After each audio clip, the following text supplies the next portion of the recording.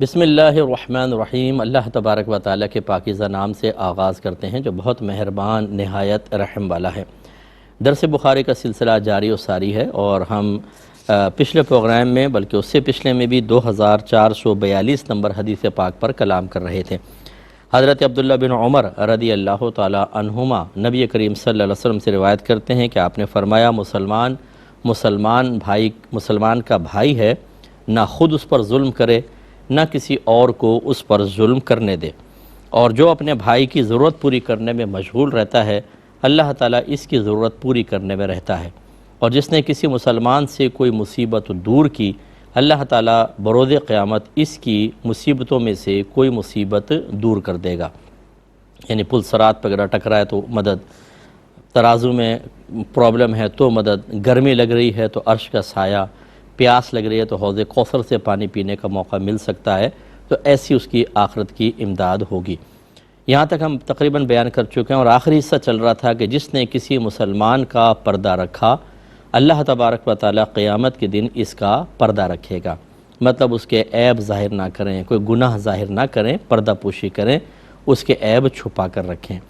اور اس میں ہم نے آپ کو تفصیل بتا دی تھی کہ اگر ان چیزوں کا تعلق کسی شخص کی فقط ذات کے ساتھ ہے، وہ اپنا نقصان کر رہا ہے، گناہ کر رہا ہے، غلط کام کر رہا ہے، لیکن اس کے اثرات معاشرے پہ نہیں ہوتے، دوسرے مسلمان بھائی کسی نقصان کا شکار نہیں ہو رہے، پھر تو پردہ رکھنا واجب ہے۔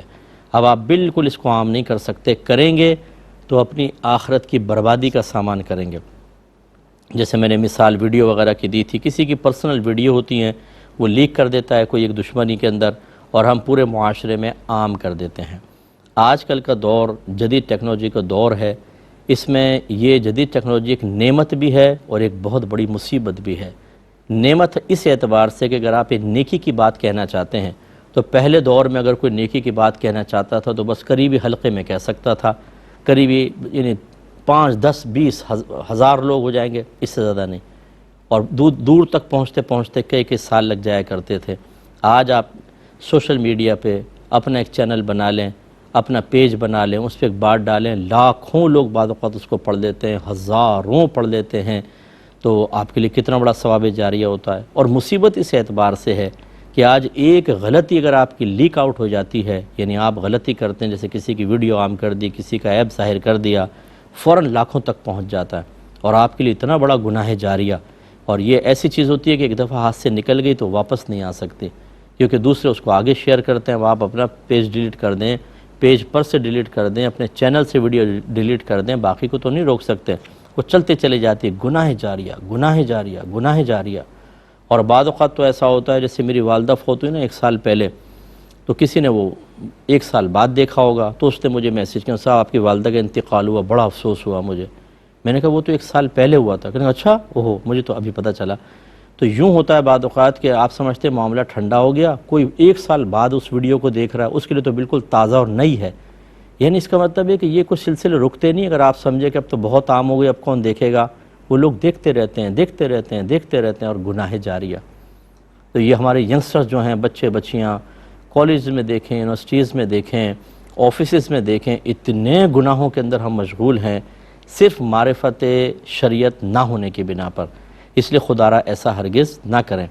اور پھر یہ سمجھایا تھا کہ ہاں اگر کوئی ایسا ہے کہ اس کا عیب دوسروں تک، مصیبت دوسروں تک پہنچتی ہے، اس کے عیب یا اس کے گناہ کا نقصان دوسروں تک ہوتا ہے، تو پھر آپ اس کو ظاہر کر سکتے ہیں۔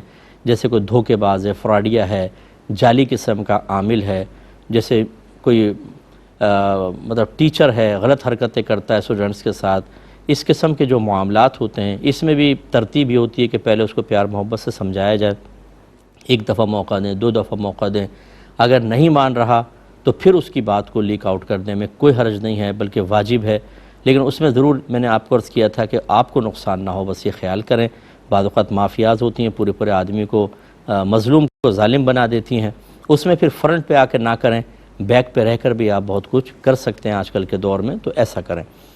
لیکن اب میں آپ کو عرض کر رہا تھا کہ یوں نہ کریں کہ ایک تو یہ آگے ویڈیو، ایک ہے کہ کوئی قریبی دوست ہوتا ہے، آپ کو اس کے کچھ راز پتہ چلے، اس نے دوستی میں بتا دیے، لڑائی جھگڑا ہوا، آپ نے سب عام کر دیے، غلط ہے۔ اگر اس کی ذات کے ساتھ اس کا تعلق ہے تو ہرگز نہ کریں۔ آپ کو وقتی طور پر ٹھنڈک ضرور ملے گی، سکون ملے گا، کیونکہ اس کو اذیت ہوگی، تکلیف ہوگی، لیکن یہ سکون نہیں ہے، یہ جہنم کے انگارے ہیں، یہ عذاب قبر ہے شدید قسم کا، کیونکہ آپ نے اس کو بدنام کر دیا، اس کو ذلیل کر دیا، اس کی عزت ختم کر دی۔ بار بار لوگ ملتے رہیں گے، جو اس پہ ٹونٹنگ کرے گا، جو اس سے آگے پوچھے گا یار کیا ہوا، یہ معاملہ کیا ہے، تو اس کے دل آزاری ہوگی، اس کا گناہ آپ کے نام اعمال میں۔ میری سسٹر جو مجھے سن رہی ہیں، خدا را اپنے سابقہ زندگی پہ غور کریں۔ ہمارے یہاں ہوتا ہے اگر کوئی بتانا چاہتا ہے نا ایک راز کی بات ہے فلاں کے بارے میں، ہم کہتے ہیں بتا یار، بتا بتا بتا، وہ کہتا ہے نہیں یار ایسا نہ ہو کہ میں بدنام ہو جاؤں، مسئلہ ہو جائے، خدا کی قسم کسی کو نہیں بتائیں گے، ایسی پیٹ میں گولے اٹھیں گے، بلکہ عورتیں بلیک میل کرتی ہیں، اچھا نہیں بتا رہی نا، آئندہ میں بات ہی نہیں کروں گی، یعنی بتاؤ مجھے بتاؤ، اور جب پتہ چل جاتی ہے تو اب یہ آ گیا ہتھیار۔ اب اس کو کب ہمیں استعمال کرنا ہے؟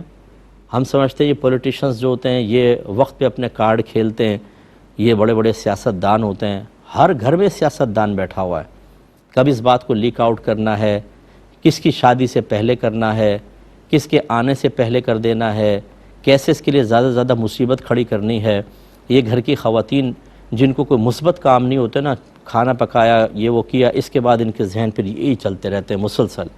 اسی لیے بزرگان دین نے فرمایا کہ خالی ذہن شیطان کا کارخانہ ہوتا ہے، کسی اچھے مثبت کام میں لگائیں، دینی مطالعہ کریں، درس و تدریس کریں، علم دین سیکھیں، میری جن بہنوں کے پاس وقت ہے عالمہ بن جائیں، مفتیہ بن جائیں، تبلیغ دین کا فریضہ سر انجام دیں، آخرت بہتر بنے گی، سکون ہوگا، گھر میں برکتیں نازل ہوں گی، ان تخریب کاریوں سے تو بچیں گی۔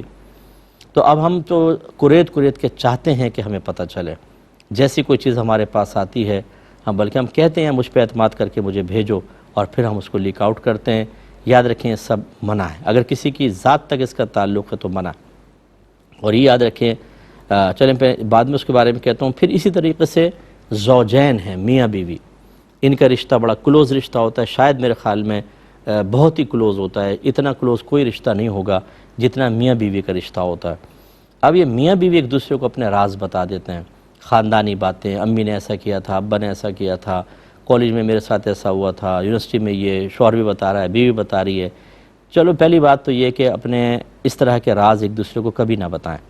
اسی حدیث کے تحت کہ نبی کریم نے فرمایا کہ بہت زیادہ کسی سے دوستی نہ کرو، ہو سکتا ہے کل وہ تمہارا دشمن ہو جائے۔ ہم کہتے ہیں ہمارے درمیان کہاں سیپریشن ہوگی، کوئی طلاق وغیرہ، لو توبہ توبہ توبہ، بالکل صحیح، آپ بالکل صحیح سوچ رہے ہیں، اللہ کر کے ایسا ہی ہو۔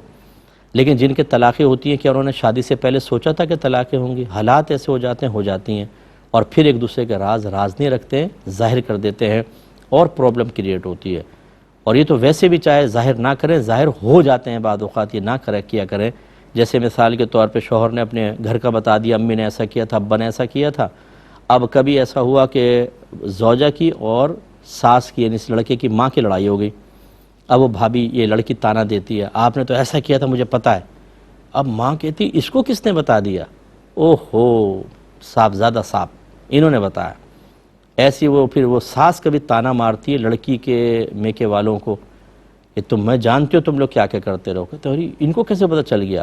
اب کیسے پتہ چلا؟ لڑکی نے اعتماد میں شوہر کو بتایا، شوہر یہ ممی پاپا والا تھا، اس نے امی کے پاس جا کے امی یہ وہ کہہ رہی تھی، سارا وہاں بتا دیا، امی جان نے تانا مار دی۔ ان دونوں کے درمیان ٹرسٹ ختم ہو جاتا ہے کہ اس کا مطلب ہے میں نے تو اعتماد کر کے بتایا اور تم نے اس طرح کر دیا، بھولے پن میں نکل جاتا ہے۔ ایسی راز کی باتیں نہیں بتائی جاتی، تو بہرحال اگر بتائیں تو سینہ بہت بڑا رکھیں، ہرگز اسے عام نہ کیا جائے، لیکن کر دیتے ہیں۔ یعنی بعض اوقات تو اگر کوئی پکچرز ہیں آپس کی ایک دوسرے کی جو میاں بیوی ہیں اور وہ غیروں تک پہنچا دی جاتی ہیں، یہ غلط طریقہ کار ہیں۔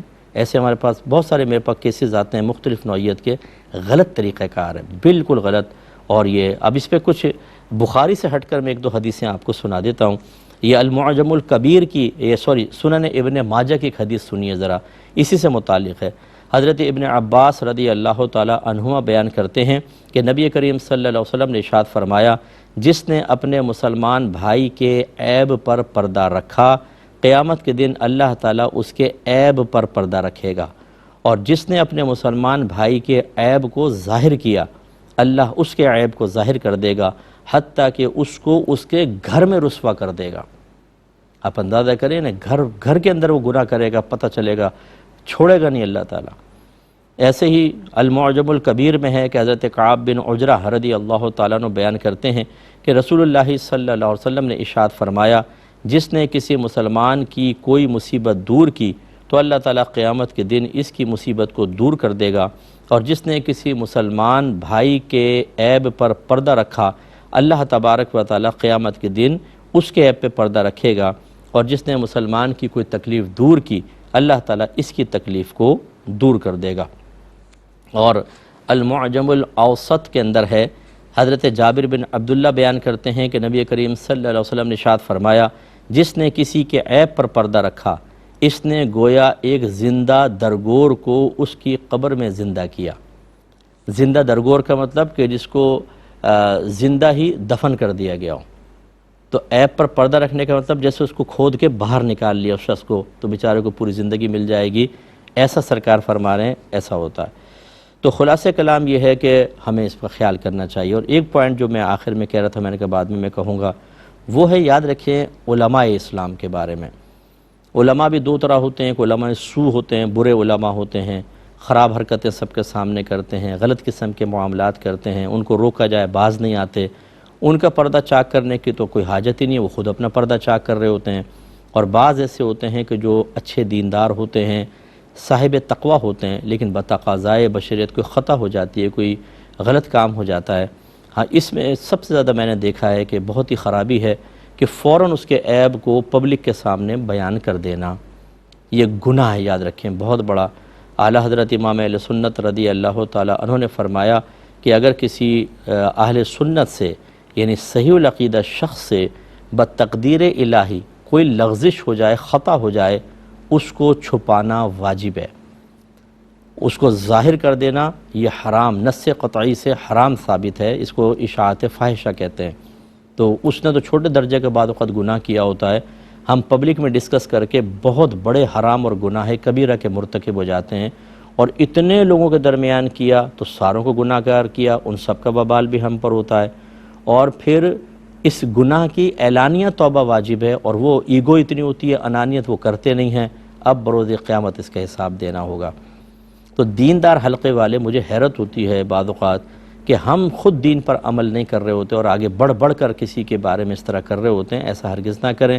ہاں، یہ میں نہیں منع کر رہا ہوں کہ اصلاح نہیں ہونی چاہیے، اصلاح ہونی چاہیے، ٹیبل ٹاک ہونی چاہیے، اور اس میں بھی وہی دو چیزیں لے لیں کہ فرض کر لیں کہ شخص ہے، صاحب تقوی ہے، صاحب علم ہے، صحیح العقیدہ ہے، اس سے کوئی خطا ہوئی ہے، وہ خطا ایسی نہیں ہے کہ بہت زیادہ کوئی نقصان ہو اور یا نقصان ہو ہی نہیں، اس کی ذات کے ساتھ خاص ہے، تو اس پہ تو پردہ رکھنا واجب ہی ہے، اور ٹیبل ٹاک کر کے اصلاح کریں، مان جائے ٹھیک، نہیں مانے تو بولے اب تم جانو اور تمہاری آخرت، ہم نے تمہیں سمجھا دیا۔ لیکن اگر اس کا نقصان بہت بڑے پیمانے پر ہونے والا ہے تو پھر اس میں ترتیب یہ رکھیں، سب سے پہلے ٹیبل ٹاک، اسے سمجھائیں، موقع دیں سمجھنے کا، دلائل سے سمجھائیں، مان جائے بس ختم۔ اور اگر نہ مانے اور اب آپ یہ سمجھتے ہیں کہ بار بار سمجھانے کے باوجود نہیں مان رہا اور اس کا نقصان بڑے پیمانے پہ پبلک کے اندر ہو رہا ہے، پھر آپ اس کی وہ چیز پبلک میں ڈسکس کر سکتے ہیں، لیکن اس ترتیب پہ کوئی نہیں چلتا۔ ہمیں تو بس راز ملنا چاہیے اور فوراً اس کو عام کر کے کسی کے لیے زوال عزت کا سبب بنے۔ یاد رکھیں یہ اعلیٰ حضرت نے کیوں منع فرمایا؟ فرمایا اس لیے کہ اگر تم کسی ایسے صحیح العقیدہ متقی پرہیزگار شخص کا عیب ظاہر کر دو گے تو جو اس کا فیض لوگوں میں جاری ہے، اس کے قول سے، اس کی تقریر سے، اس کی تحریر سے، وہ رک جائے گا، بہت سے لوگ بدظن ہو کے پیچھے ہٹ جائیں گے۔ اب کیا فائدہ ہوا آپ کو اس کو عام کرنے کا؟ یہ کیا اگر کوئی شخص گناہ گار ہے تو کیا وہ گناہ سے رک جائے گا؟ یعنی وہ تنہائی میں گناہ کر رہا ہے نا، آپ نے کر دیا تو کیا وہ رکے گا؟ وہ اور کرتا رہے گا؟ یہ طریقہ کار نہیں ہوتا۔ اس کے فیض سے کیوں لوگوں کو محروم کرتے ہیں؟ ہاں، یہ ہے کہ اصلاح کریں ضرور۔ ہاں، اب وہی بات کہ اگر اس کا نقصان معاشرے کے اندر ہو رہا ہے، پھر وہ ایک الگ بات ہے کہ پھر وہ کسی سے باہم مشاورت کے بعد مثبت انداز سے پبلک کے سامنے بیان کریں، ورنہ ہم یہ چاہتے ہیں کہ ہماری عزت بحال رہے اور دوسروں کی عزت ختم ہو جائے۔ یہ میں آپ سب بہن بھائیوں کو بھی سمجھاتا ہوں۔ بعض اوقات ہم گھروں کے اندر ایسا کر رہے ہوتے ہیں، یہ میاں بیوی کے اندر بھی ہوتا ہے، شوہر بیوی کو ڈیگریڈ کر رہا ہوتا ہے خود اپنی اولاد کے ساتھ، دیکھو تمہاری ماں ایسی کرتی ہے، ایسی کرتی ہے۔ ایسی بیوی کہہ رہی ہوتی تم نے باپ کو دیکھا، تم نے کیا کرتا ہے کیا نہیں کرتا، تاکہ باپ کی ویلیو کم ہو، میری اہمیت بڑھے۔ کبھی ساس بہو کے بارے میں اپنے پوتا پوتیوں کہہ رہی ہو، تم اپنی ماں کو دیکھا، تمہاری ماں کیا کرتی رہتی ہے، ایسی ایسی ایسی ہے۔ اور کبھی یہ بہو کہہ رہی ہوتی ہے تمہاری دادی ایسی ایسی ایسی ایسی۔ وہ چاہتی ہے دادی کی محبت نکل جائے میری. یہ ایسے لوگ سبق یاد رکھیں. جب آپ کسی ایک بڑے کی عزت نکالتے ہیں نا دل سے، تو بچوں کے اندر اس بڑے کے اگینسٹ سوچنے کی ہمت اور جرت پیدا کر دیتے ہیں. اب یہ جرت اور ہمت اس شخصیت کے ساتھ ہی خاص نہیں رہے گی، وہ آپ کی طرف بھی کبھی نہ کبھی متوجہ ہوگی. ہونا ہی چاہیے بڑے کی ہمیشہ عزت رکھیں. بچے اگر کہیں کہ آج دادی جان نے ایسا کیا تو ایک تھپڑ ہی مار دیں اس کو. خبردار جو دادی جان کے خلاف کوئی شکایت کی، بڑی ہیں چاہے آپ پہ لاکھ اختلاف. پھر یہ کہ کوئی آپ اپنے شوہر کو کہہ دیں کہ بھی دیکھیں امی نے ایسا کیا، میں نے تو خیر بچوں کو اگینسٹ نہیں کیا لیکن ایسا مسئلہ ہے. بچے خوفزدہ رہیں گے، نہ ان کے بارے میں برا سوچیں گے نہ آپ کے بارے میں. لیکن جب ہم اپنی ویلیو سمجھتے ہیں ہماری تو گرے گی نہیں، دوسرے کی اچھی طرح گرا دو، اس کی عزت نکال دو دل سے. یہ آپ اپنی عزت نکالنے کی ایک تمہید بنا رہے ہیں. یہ فرسٹ سٹیپ ہے. کچھ عرصے بعد دیکھیں بچے آپ کے سامنے کھڑے ہو کر بدتمیزیاں کریں گے، دو بدو آپ سے کلام کریں گے، کیونکہ آپ نے بڑے کی اہمیت نکالی، آپ نے فریق ثانی کی اہمیت نکالی. اس کو کیوں نہیں سمجھتے آپ؟ اب بہت سے بہن بھائی غور کریں، آپ کے گھروں کے اندر آپ کو یہ چیز نظر آئے گی. تو اب جو بعض ایسے ہوتے ہیں کہ قوم کو جرت مند کر رہے ہوتے ہیں کسی ایک صاحب علم کے خلاف، اور سمجھ رہے ہوتے ہیں ہماری عزت محفوظ ہے، اس کو بدنام کر دو. جب آپ نے پبلک میں ایک عالم کے خلاف سوچنے کا وائرس ڈال دیا، اس کے خلاف بدتمیزی کرنے کا وائرس ڈال دیا، غلط قسم کے الفاظ کہنے کا وائرس ڈال دیا، تو اب یہ وائرس رکتا نہیں ہے صاحب. کل آپ کے بارے میں بھی ایسی ہو جائے گا. اور میں نے دیکھا مکافات عمل اتنا دیکھا ہے میں نے، کچھ انتہا نہیں. یہ نہ کریں. تو بہرحال میرا مخاطب تو عوام ہے، علماء کو کیا میں جرت کروں. تو میں عوام سے گزارش کرتا ہوں کہ ایسی کوئی بھی چیز ہو جائے کسی دیندار کا پردہ چاک نہ کریں. اب جیسے بعض اوقات محلے کے امام صاحب ہوتے ہیں، کوئی قاری صاحب ہوتے ہیں، ان کی کوئی خطا سامنے آ جاتی ہے.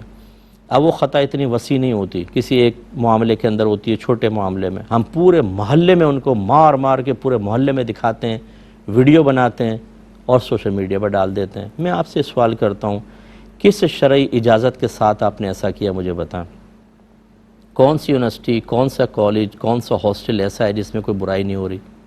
ہر جگہ ہو رہی ہے. میں کوئی برائی کو کہ وہ پردہ نہیں رکھ رہا ہوں یا میں اس کو جسٹیفائی نہیں کر رہا ہوں. غلط ہے، غلط ہے، اصلاح ہونی چاہیے، بالکل ہونی چاہیے. لیکن طریقہ کار پہ میرا کلام ہے. یہ طریقہ کار نہیں ہوتا کہ ایک اگر داڑھی والا پکڑا گیا تو اس کو مختلف زاویوں سے دکھا رہے ہیں کہ داڑھی ہے اور یہ کر رہا ہے. بھائی داڑھی والا بھی انسان ہے، بغیر داڑھی والے بھی انسان ہے. یہ بھی مکلف ہے، یہ بھی مکلف ہے. ہاں داڑھی رکھ کے ایسا نہیں کرنا چاہیے، اس کو احترام کرنا چاہیے تھا، لیکن ہو سکتا ہے اس کو اتنا عام کر دینا. یہ سارے آخرت کے اندر اس بات کے لیے جواب دہ ہوں گے. اللہ تعالی ہمیں سمجھنے کی توفیق عطا فرمائے. آمین. وآخر دعوانا ان الحمدللہ رب العالمین.